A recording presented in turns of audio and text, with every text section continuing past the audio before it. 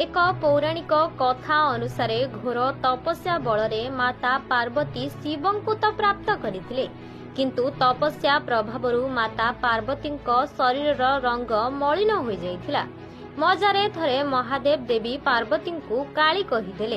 ए कथारे माता क्रोधित होई कैलाश त्याग करदेले एवं तपस्या पाई घोर वनस्थ को चलीगले।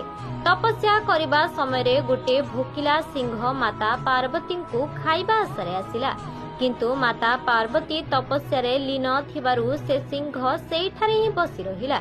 माता पार्वती तपस्या रे प्रसन्न होई महादेव तांकु गोरी हेबार वरदान देले। जेबे माता पार्वती वरदान परे गंगारू स्नान करी फेरिले, सेबे माता पार्वती भितरु अन्य एक देवी प्रकट हेले एवं माता पार्वती गोरी होई गले। सेबेठू माता पार्वती को आमे गौरी नाम रे जानिचे। एहा परे जेबे माता